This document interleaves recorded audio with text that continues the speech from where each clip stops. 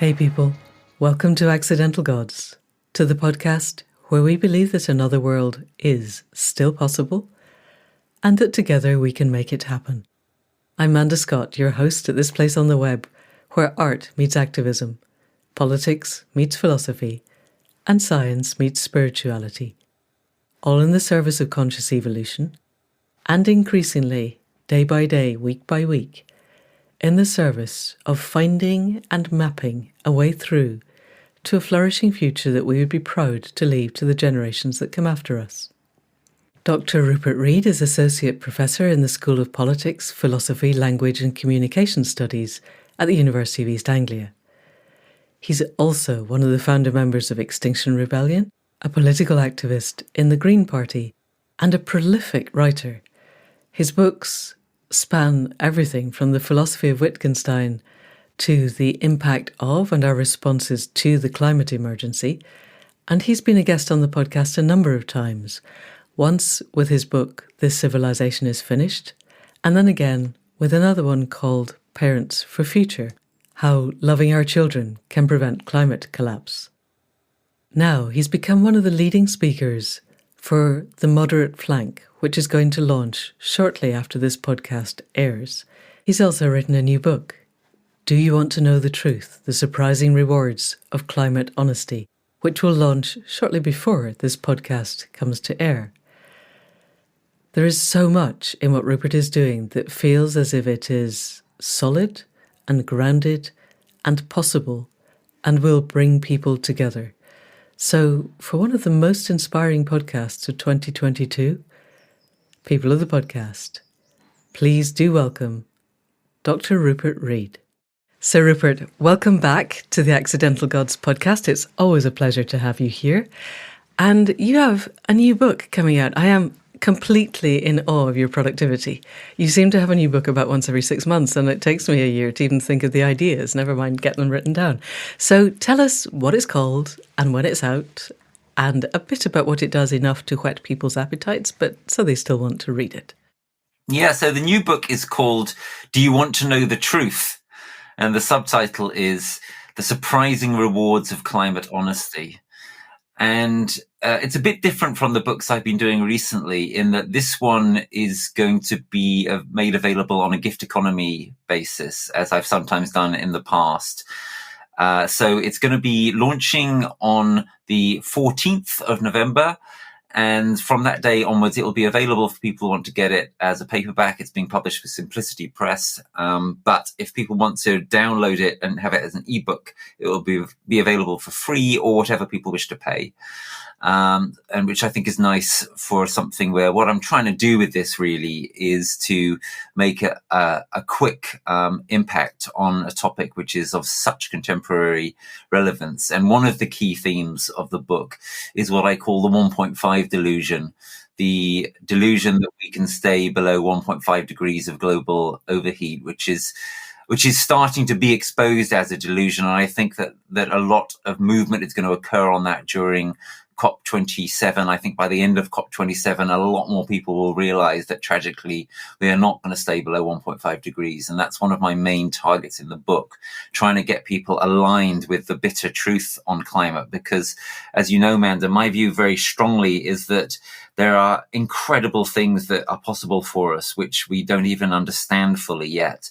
But that some of those things are only going to be accessible if we first get clear on the things which are no longer possible. If we allow some things to move into the rearview mirror, then other things become possible. This is what Jonathan Lear, for example, famously argued in his amazing book, Radical Hope, that some new hopes only become possible, only become available, only become visible if we give up some things which it just doesn't make sense to continue to hope for. So that's really central to my book, trying to see and understand and make visible the upside of the down of some of the things which are tragically no longer possible, and some of the bitter fruits of that which we're going to experience, seeing how we can harness those into a far greater energy and realism and ultimately positivity. Yay. This is music to my ears.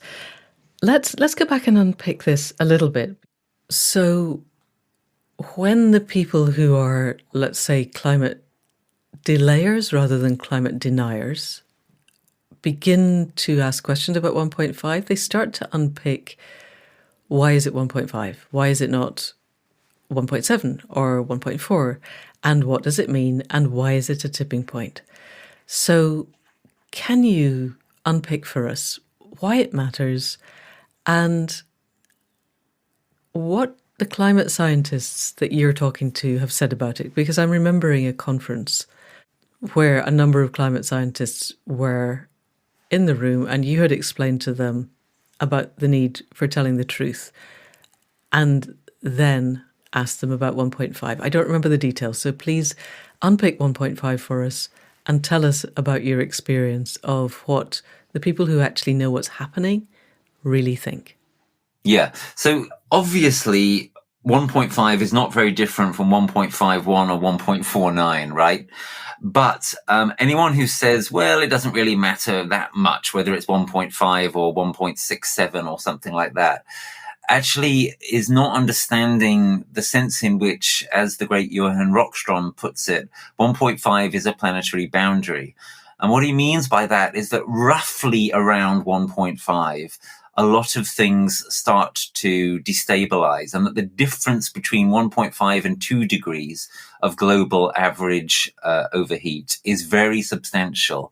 And that is now clear from a lot of science of various kinds. So it's absolutely imperative that if we possibly can, and I think it's going to be very difficult, we stay below 2 degrees of global overheat.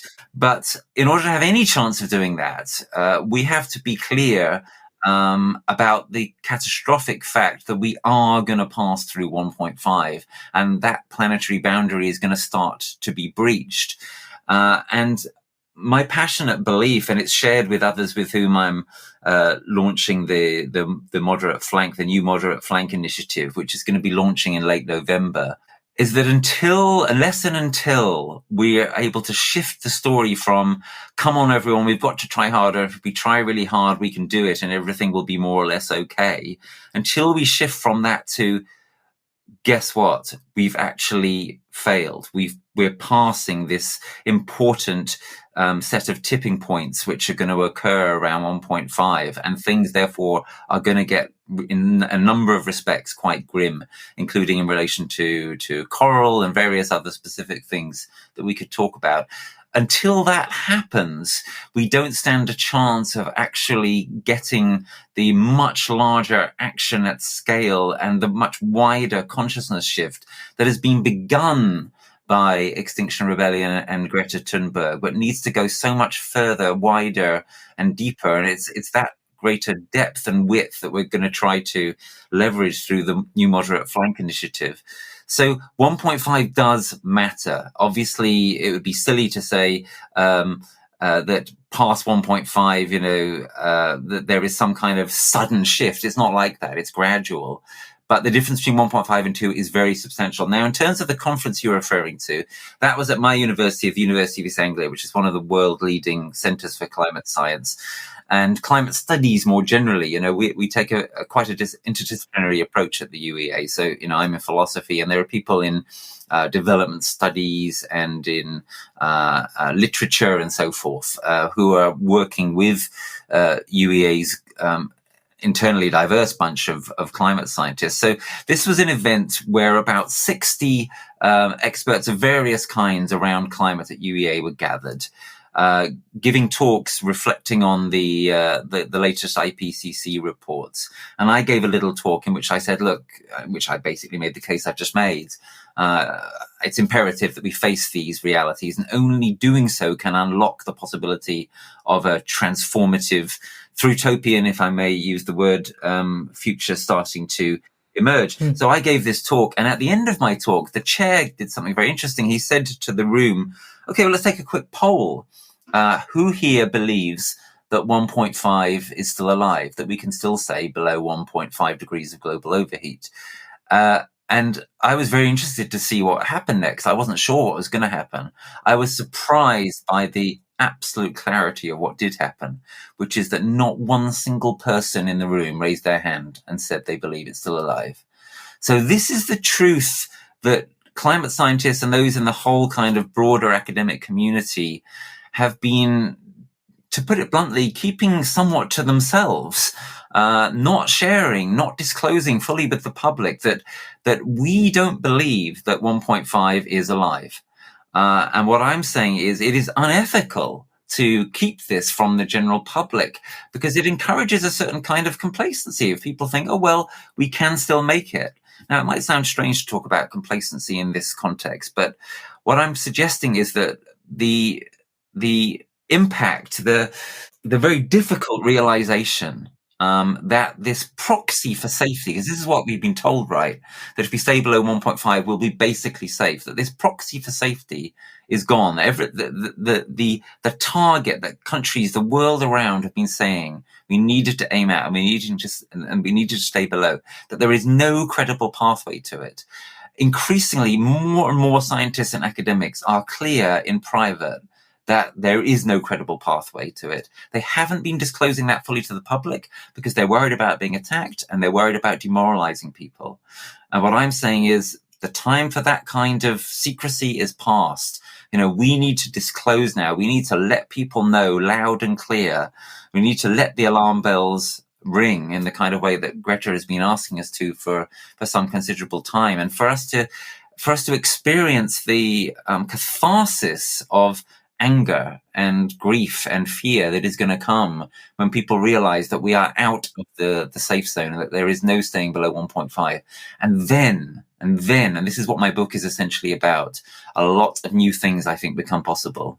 Okay, and that opens up a number of questions. Let's look first at COP27, because we're recording just at the start. We're recording the day after the Prime Minister for this week has decided that he's going to go. Rishi Sunak is going to go to COP. But we seem to have got Schrodinger's COP, which is simultaneously an exercise in corporate greenwashing so bland that there's no point in Greta Thunberg going, and yet sufficiently important that actually I was deeply upset that Rishi Sunak had planned not to go and slightly relieved that he now is.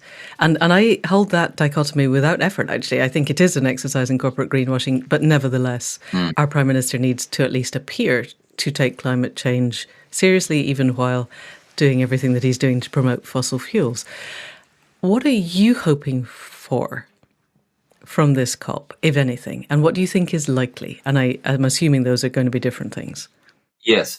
So what I'm hoping for, well, not very much realistically, but what I do have some hope for is that there could be a greater clarity about to emerge, to some degree at least, that we are facing up to the reality that we are not going to stay below 1.5. I think it is possible that within the next fortnight, that by the end of COP27, that this sense will be growing in the UN, in the media, and to some extent in the public, that academics, scientists, we don't see 1.5 tragically as any more a credible objective. It would be, put this in the terms that Extinction Rebellion have been talking about, for example. So Extinction Rebellion in 2018, when I helped to launch them, said we want to go net zero by 2025. Now that was a kind of extreme, kind of eye-watering goal.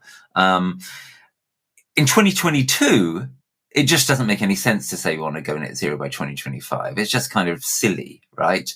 So there's a difference between saying in 2018, let's try to go net zero by 2025, and saying that in 2022.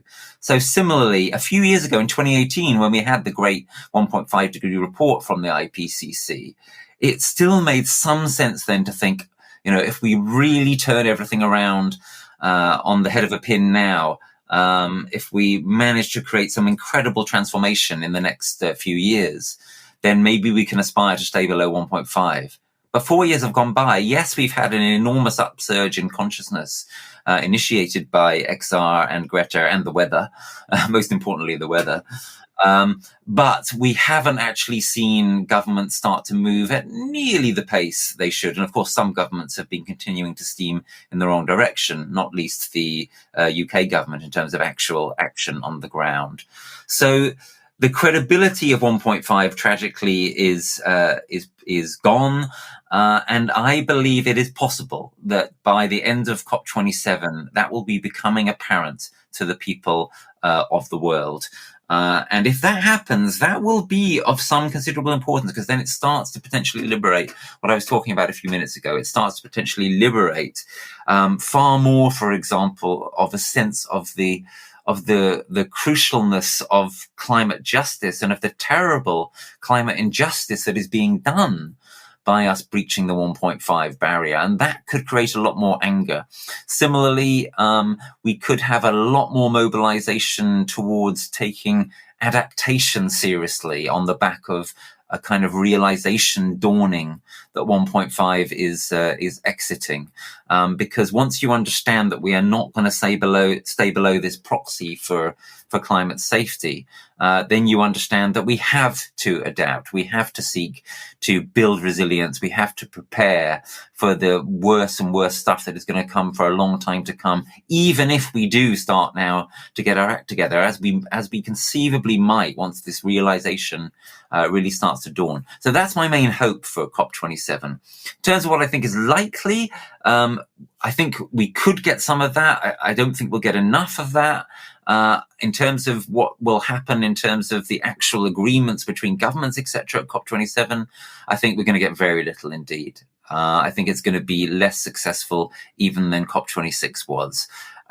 But ironically, again, that could be good, because even if during COP27 we don't get enough movement towards recognizing climate reality, it's possible that we could get that at the end of and on the back of COP27.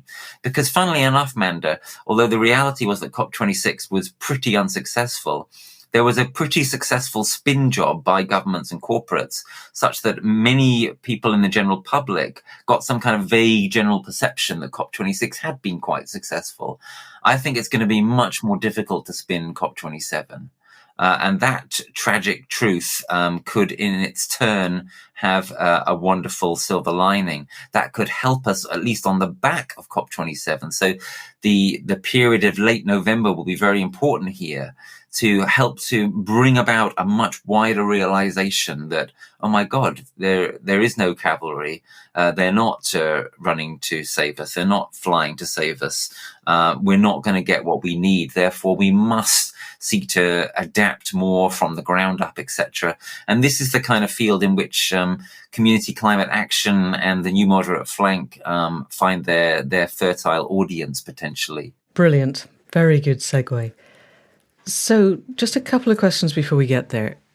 Looking back first at COP26, it seemed to me that the biggest thing that came out of that, two big things, you're right, there was a lot of spin saying COP26 has been great, we're all going to solve climate change, which helped, I think, to create the narrative that there was a problem that needed to be solved. The most obvious to me, and I'd be interested, you have a wider reach and a greater penetration into the world of people who make decisions than I do, seemed to me to be that the fossil fuel companies allegedly sent more people to COP than everybody else combined. They're all in the same place, in the same room. Within 3 weeks of the end of COP, the oil price had started to hike. And everybody blames that on the war in Ukraine. Russia didn't actually invade Ukraine until February, but the oil price had already hit a very, very steep upward angle by the end of November last year. And so it seems to me that the biggest outcome of COP26 was the fossil fuel companies deciding that they didn't like everybody calling them bad names. They didn't like people disinvesting. They didn't like the whole disinvestment movement. And they were going to show that investing in oil was an extremely good thing. And you know, BP's just announced 200 billion quarterly increase in profits, which, you know, it worked very well for them. So is it plausible that something similar is going to come out COP27, that all of the people who one assumes don't really care about anything in terms of a long-term future are going to get together and we'll see another aggregated action by the fossil fuel companies? Or do you think they've done as much as they can? Well, I'm not sure, really. I just one minor correction, by the way. It's not that the fossil fuel companies at COP26 had more people there than all the other countries combined. It's that they had more people there than any one country had there, as I Oh, okay. but there's still, a lot of people. And there is a lot of concern about a kind of corporate domination of the COP system. I guess my response to this situation and this question would be to deepen the questioning that I've been seeking to engender of the COP system itself. So I was at COP26. I was very glad to be there because it was a very good learning experience. But being inside COP26 was actually mostly a very unpleasant experience. The atmosphere there and the kind of business that got done there, it wasn't a place you wanted to be. Because it was very corporate? Was it just a very accentuated corporate place? Everyone was very much kind of like, oh, I'm so busy and I'm so important and I'm on the way to something terribly important. It was terribly left brain. There was very little space for anything like deep reflection, meditation, even emotion, really. Whereas there was quite a lot of that, outside COP. Anyway, the point I'm driving at here is that I think that the COP system itself is quite deeply flawed. What we actually need is for people to start to think beyond it, as people are trying to do, for example, through the Global People's Assemblies. The Fossil Fuel Non-Proliferation Treaty is an encouraging development. It was very encouraging to see the European Parliament vote in favour of it recently, whereas a year ago they voted strongly against it. So that shows how some good things are happening. The times are changing in certain important respects. And ultimately what I think we need is what I call a breakaway strategy, that those nations that are serious about seeking to do what they can to get climate under some kind of control and taking adaptation seriously and acting on the basis of reality. That those nations should form a group who are willing to go beyond what COP is willing to do, which is so inadequate, and to form a system which would actually potentially work, like the system you had in relation to the Montreal Protocol on ozone depleting gases in the 80s, which famously more or less did succeed, which had things like trade sanctions built into it. So it had teeth. So people were much more inclined to go along with what they'd promised. Whereas what we get through COP is through the COP system, the climate COP system, is just endless promises that don't get delivered on in most cases. So I think we need a breakaway system which is going to make something like that happen. And basically you would try to encourage more and more countries to join it. And only something like that on an international scale is going to be something which is actually going to make the fossil fuel companies sit up and listen. That's really interesting. I want to come to the moderate flank in a minute because that's obviously really important. But this idea of a breakaway system, I think, as far as I remember, Scotland, Iceland, Finland, New Zealand, and one other that I can't remember, have already formed a group of nations with a population of around 5 million that can do something significant. Yeah. Having said that, I listened this morning to Cory Doctorow on the Pitchfork Economics podcast, talking about the vast size of some of the multinationals, Apple, Amazon, Facebook, Google, being the obvious ones. And that compared to when the Montreal Agreement was made, our governance now is much more people whose strings are being pulled by companies that have more money than anyone has ever had in the history of the world before. And that there is becoming a transnational, borderless governance by default. And I wonder, is it still possible? I would love Scotland, Iceland, I think maybe Ireland, Finland, New Zealand to be able to do something. Yeah.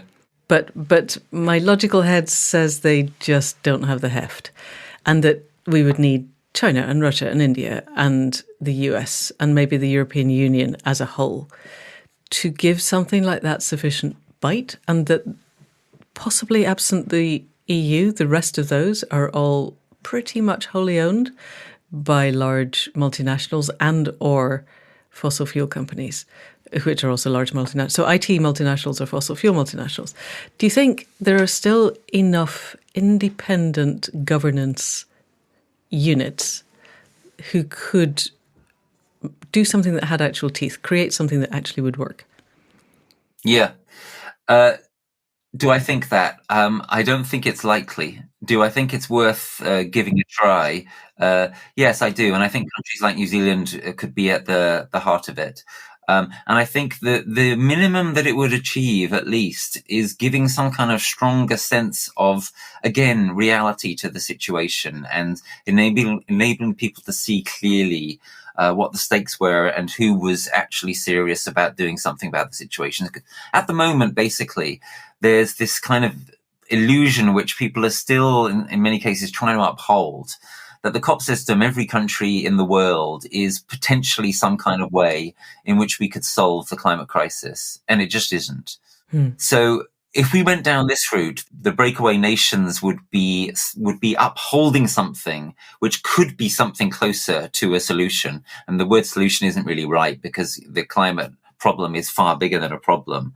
It's not even a wicked problem. It's a kind of tragedy. It's a sort of civilizational question of basic paradigm. It has spiritual dimensions. Some of the stuff we talk about, obviously, on this podcast. But anyway, insofar as we can talk about anything even remotely resembling a solution to the climate crisis, the breakaway nations would be saying, this is what we need to go down that track. And they would therefore throw a light. They would show that the COP system had no clothes, if you will. Okay. And that itself would be a huge service. So even though I think the chances of the breakaway strategy actually succeeding fully on the international scale are very low, I think even on that kind of realistic basis, it's still something which is worth trying.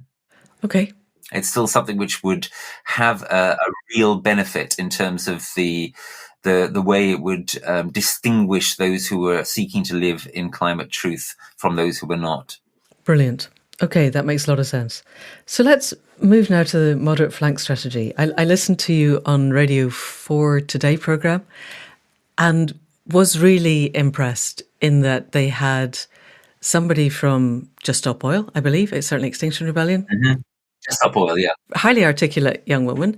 Listened to her being mansplained at by Nick Robinson, which was just deeply annoying. This is, as far as I can tell, the mainstream media is completely happy with people they term motorists driving into groups of migrants and setting fire to things, and then we get this. Some people might say that was a perfectly rational response. A young woman comes on saying there's a climate emergency, we need to act, and Nick Robinson's response is, there isn't a government in the world that really believes we need to stop fossil fuel extraction.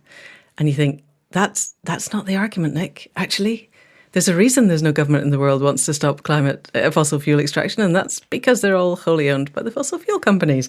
Please. But then you come on. Well, yes, except that even that it wasn't actually true, though, Amanda. He went too far there, and I and others have been on to the BBC, and Robinson has done a partial sort of apology. There are governments like the Barbados government, for example, right, and Costa Rica and so forth. There are governments which actually do not agree with what Nick Robinson claims is the sort of general consensus. So, yeah, no, absolutely. But then the interesting thing was, and this is the value of having somebody shifting the Overton window to the extreme flank, is you come there as the moderate person saying, I totally agree with young woman. She's absolutely right. You, Nick Robinson, are completely wrong. But what we also need, as well as people gluing themselves to banks and sitting on the road, is this moderate flank. So tell us how you see that unfolding and in an ideal world where you would lead it. Yeah, thank you. So I'll seek to do that succinctly. If people want more detail, it can be found especially in the conclusion of the Truth Book. The Truth Book sort of leads up to the idea of the new moderate flank. So what is that idea? So the germ of it is already present in what you've said. In 2018, we started something with Extinction Rebellion and the school climate strikes, which over the next 12 months or so played out in a way that had a dramatic effect on public opinion around the world, really, and certainly in countries like the the UK, consciousness was raised on climate and to some extent nature and ecology to an extent that it never had been before. And power even made some symbolic responses to that. For example, the government's declaration of a climate and environment emergency in the UK. Now, the question, once something has been achieved by the radical flank, is what you should do next. This is not a common occurrence, right? It's pretty rare for environmentalists. It's pretty rare for radicals to really get somewhere in terms of what they're trying to do. And what we did in 2018, 2019 did get somewhere. Very, very exciting. So what next? Do you carry on doing the same kind of thing? Do you go even further, as Just Stop Oil has done? Or is there also, crucially, a place for saying, actually, what we need to do is to exploit the achievement of the radical flank? And this is one way I'd love to put it for your listeners, that the greatest compliment we can pay now to what we accomplished in Extinction Rebellion and the other parts of the radical flank in 2019, etc. The greatest compliment we can pay to that achievement is to exploit it fully, is to encourage and enable a far larger group of people to march through the widened Overton window. And that, in essence, is what the New Moderate Flank is trying to do. And the way we're going to hope to rocket fuel that is by going, if anything, even further down the path of truth-telling that was opened up by Greta and XR. So what do I mean by that? Well, I mean the kind of thing we've been talking about in this podcast. Yeah, I mean, for example, being very clear that net zero 2025 is obviously now impossible. Being very clear that tragically we are not going to stay below 1.5 degrees of global overheat. Being very clear that while mitigation, of course, remains as crucial as ever, we also have to shift more attention to building resilience, to creating disaster preparedness, to transformative adaptation, as we've discussed on a previous podcast in this series. And all of that is part of the kind of ongoing trajectory and thought leadership that we intend in the New Moderate Flank. And what we're trying to do is to provide a home for, as you say, the many, many people who are not up for gluing themselves to the M25 or what have you, but who are increasingly concerned and who really want to do something, who want to do something that is going to be meaningful, who know that giving some money every month to Friends of the Earth or whatever is just rankly insufficient in the crisis that we are in. So what we're encouraging people to do is to enter deeper into the truth, is to find mutual support in that journey, because, you know, it's not straightforward. It's not easy to really confront how bad things are and how tough they're going to be for our children and grandchildren.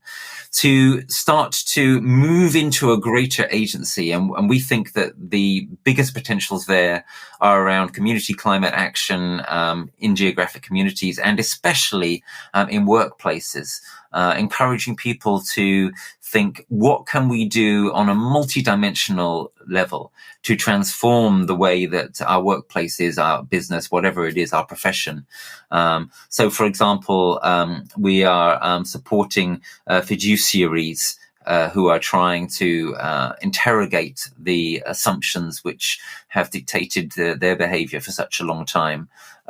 We are working with teachers and academics who are looking to get serious about internalizing the climate crisis into their teaching and research.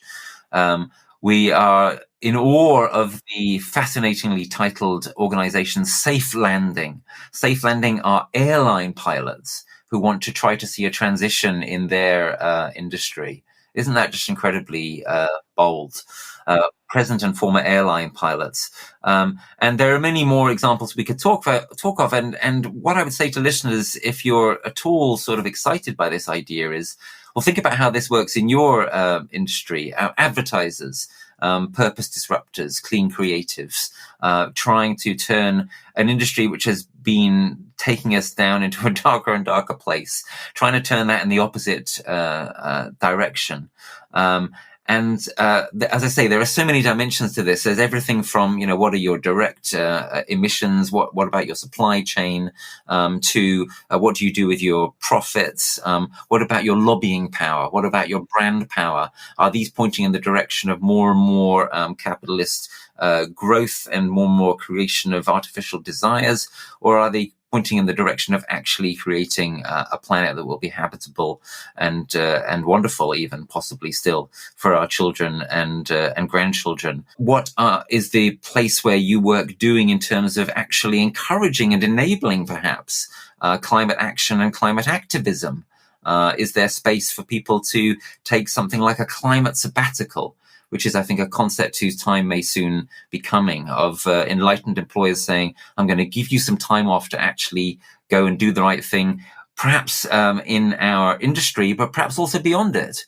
So there's a whole spectrum of things that are possible here. These are the kind of things that we are trying to support and trying to engender greater awareness around in the new Moderate Flank. And we're going to be launching our Moderate Flank incubator publicly later this month.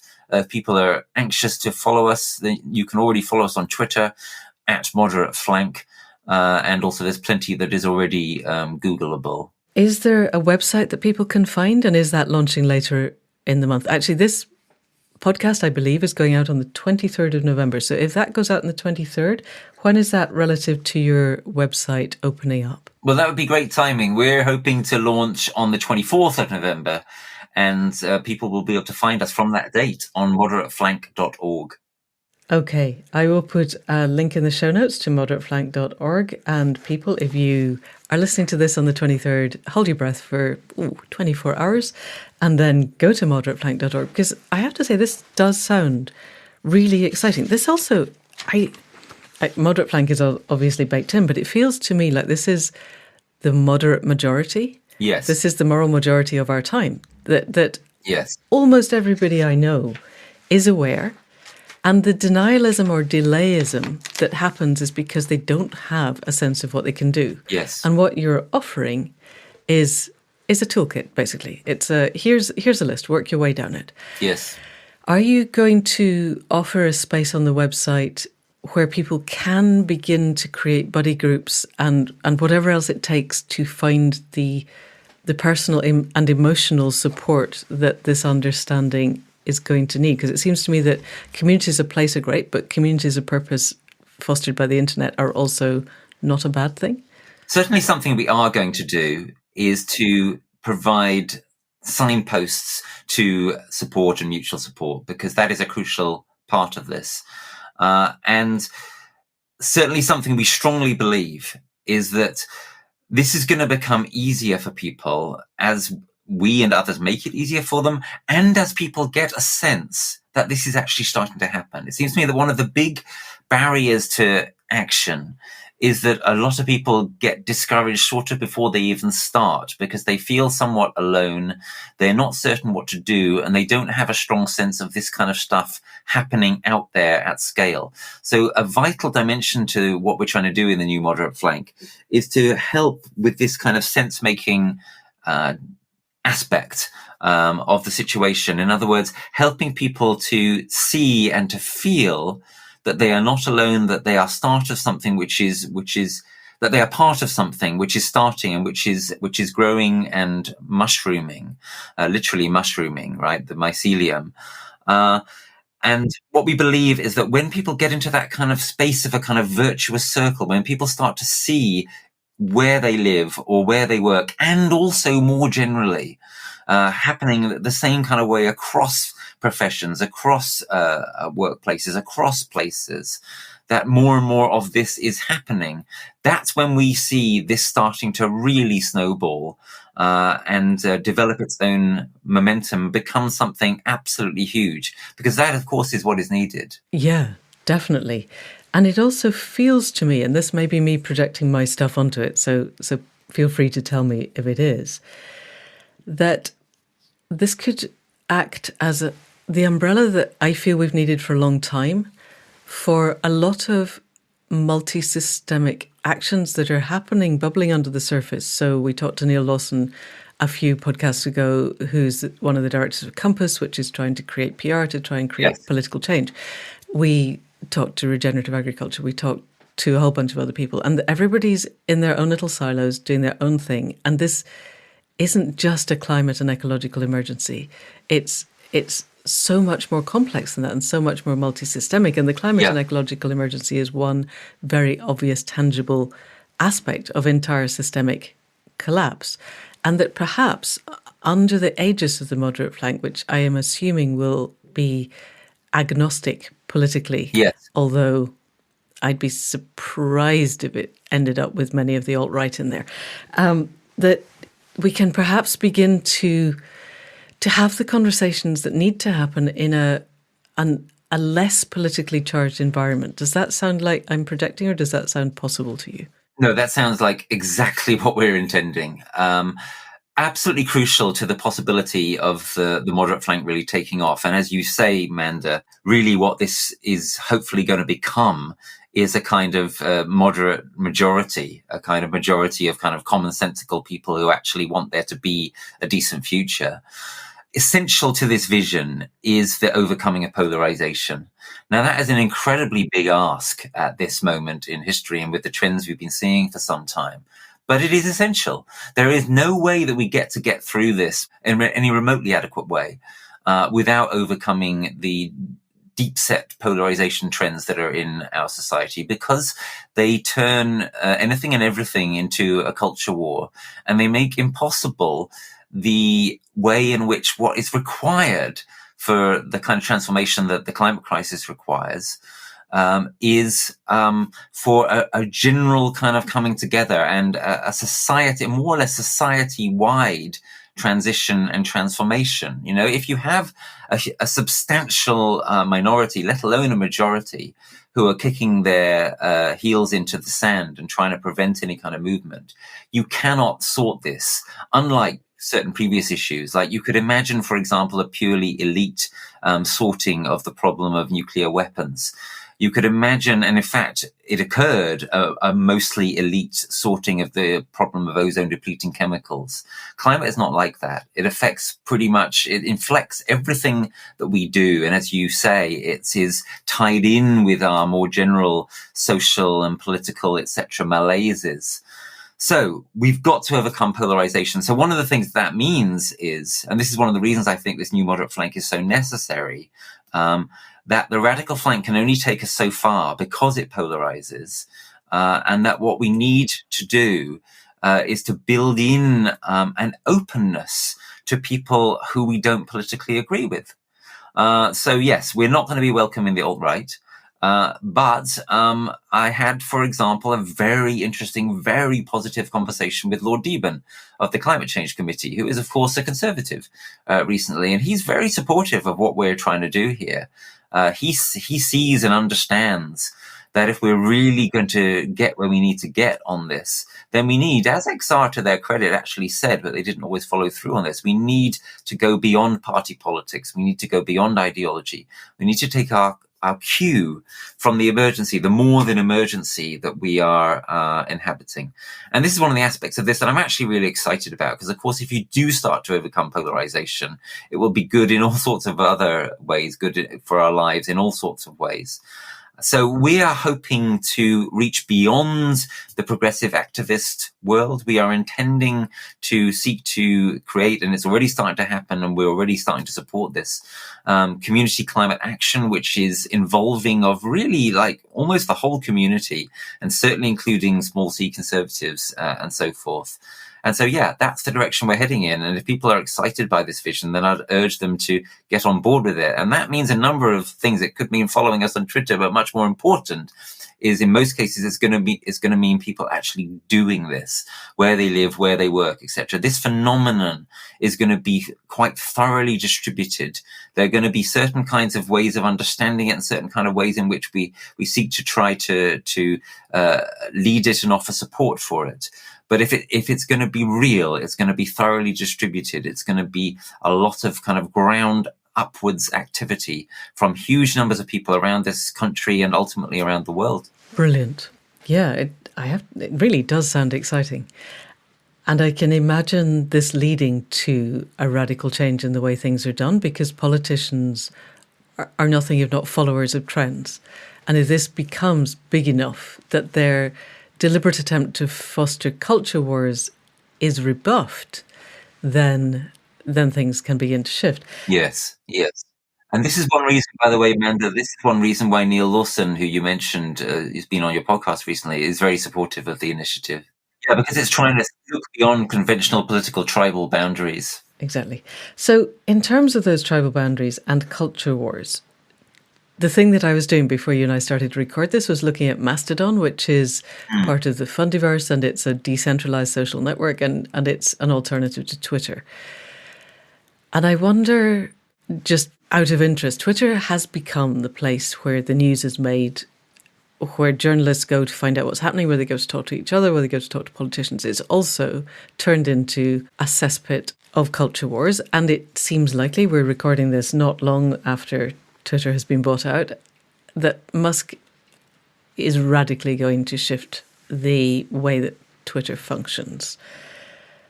Have you considered moving to an alternative, either individually or as part of the moderate flank? And if so, have you got a sense of which ones might be leading the way as the next Twitter? Yeah, it's a very interesting question. So we're discussing this with senior people in some of the green NGOs right now. And I've been thinking about it personally as well. I've been thinking about maybe giving Mastodon a go, although I can't say I'm enthused about the other idea of getting embroiled in yet another platform, even if it's a much better one, you know? I'm certainly not going to be leaving Twitter, and the moderate flank is going to have a presence on Twitter for the foreseeable future, because it has got a crucial role in the political and media system now, frankly, as we know it. And you've got to be in it to win it. But we are very interested in looking to undertake proactive moves beyond Twitter. Mastodon seems quite exciting. Ultimately, part of this endeavor to get serious about going beyond polarization, to get serious about being anti-polarizing, is going to require either transformative change in some of these social networks themselves, or their gradual replacement by other social networks. I think that's absolutely clear. And just to look a long way ahead, there is going to be a book about the new moderate flank coming out in 2023. You're writing another book? Yes, this one being an edited book, so not quite such a big drain on my own time. And one aspect of this book is going to be exactly this question. We're going to be asking the question: in order for the success of the new moderate flank, what kind of transformation in the social media world is going to be required? So that's something to look out for, and as I say, something that we are very much concerned about. Brilliant. I just proposed to my agent a non-fiction book called Yes, But What Can I Do? It sounds like we might be overlapping somewhat, so maybe I don't need to write this, or maybe I just write it checking over your shoulder to make sure we don't overlap too much. But becoming part of the moderate flank is going to obviously be a large part of what can we actually do. So we're heading towards the end of our time. This is another question. This is something that's puzzling me, and it's in the area. So I have no idea what you're going to say to this, which is what makes these things so exciting. I've been listening quite a lot to Nate Hagen's podcast, and he's very much focused on the idea that we've had a pulse of fossil fuels, of all this ancient sunlight and carbon. It's allowed us to grow to the size we are. It's allowed our culture to become as complex as it has, and it's ending. And it has to end, because otherwise climate Armageddon. And his shorthand for that is that we're currently a 19 terawatt global culture, that at any given time, the power usage around the planet is 19 terawatts. And that the various people that he's spoken to, particularly most recently Simon Michaud, have said we need to reduce that to 5 terawatts for the multipolar crisis to be less critical. And that involves radical change in all the things you've mentioned.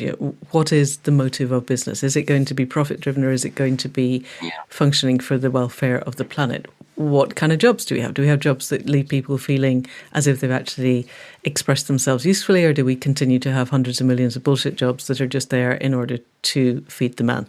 All those kinds of things.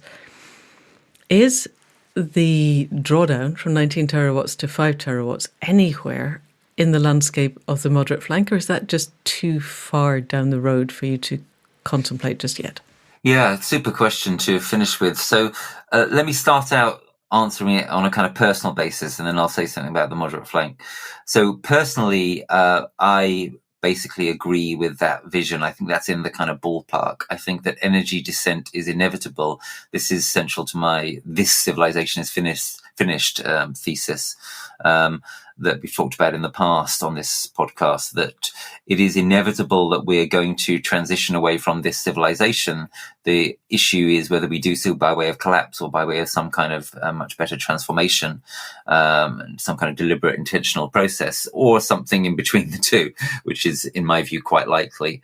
Now, turning to what the new moderate flank thinks about this, what I would say is this, that is very likely to be the direction of travel ultimately, but that isn't necessarily the immediate battle. I think the immediate battle is to start to get large institutions and small institutions as well turning in the right direction, right? That's what we need to do. We need to capitalize on the success, such as it was, of the radical flank in 2019. We need to deepen that. We need to go deeper into truth in the way we talked about half an hour or so ago. And as we do that, we're bringing people on a journey. And that's what the new moderate flank is all about. Whereas the radical flank says kind of, here's where we need to be. And we want to sit with you now in front of Parliament, whatever it is, to insist that we get there. What in the new moderate flank we're trying to do is to say to people, you want to change, you want to start to move in a better direction, we can help you with that. Now, then you're on a journey together. And frankly, no one knows exactly where that journey is going to end up. I'm very skeptical of kind of exact predictions about the future, which is why I said, I think those are kind of rough ballpark figures. I have really no idea whether it's 5 terawatts or 10 terawatts or 2 terawatts. I'm just fairly confident it's not going to be 19 terawatts. That isn't going to be literally sustainable. So I think where the new moderate flank stands on this is the future is going to look unlike the present. Just how unlike the present it looks is uncertain and is going to partly depend upon how quickly we now start to transform or don't. If we start to transform relatively quickly, then the future will be fairly unlike the present after a while, but not radically so. The most radical break is going to occur if we keep on trying to go roughly down the present path with some kind of green reformism, in which case what is almost certain to happen is a collapse. And that's where you get a real radical break. And that's what we're hoping to avoid. And if we do go down the collapse path, then what we absolutely need to do is to prepare for that. And that's deep adaptation, which is another story. But the new moderate flank, it's really all about getting people started on the journey, which is more in the sort of ballpark of transformative adaptation, of seeing how we can change this civilization to one which is better in a way which hopefully doesn't need to involve any kind of hard landing and doesn't even need to involve a revolution. I mean, wouldn't that be great? That would be amazing. Thank you. Yes, and that feels like a perfect place to end on, except I want to finish by letting people really know where they can find you. So moderateflank.org, provided this goes out on the 23rd, will be available tomorrow on the 24th.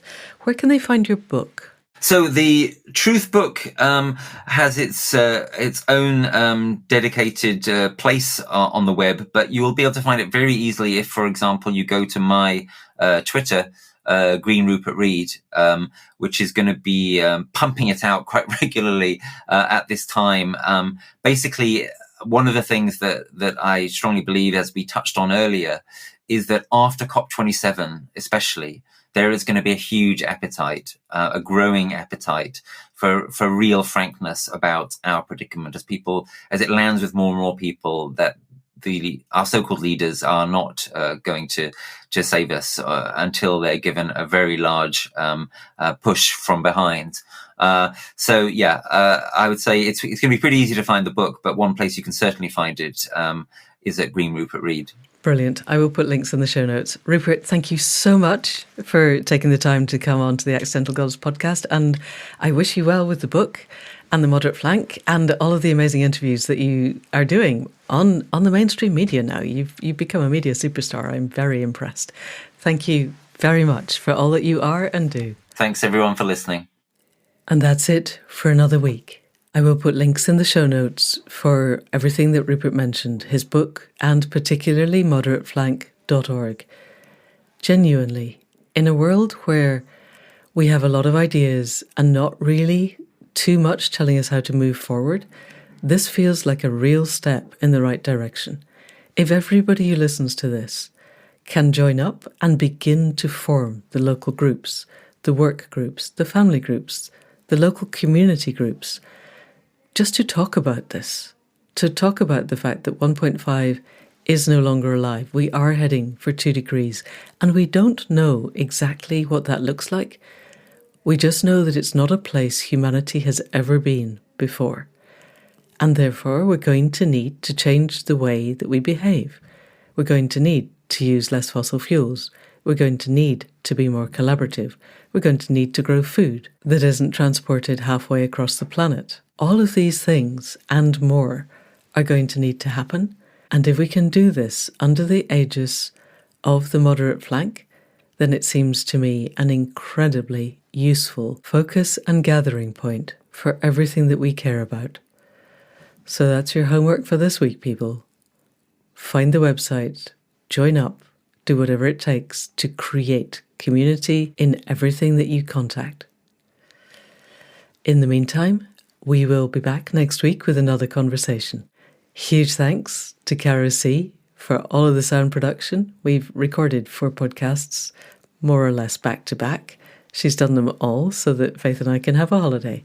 We are enormously grateful for that and for the music at the head and foot.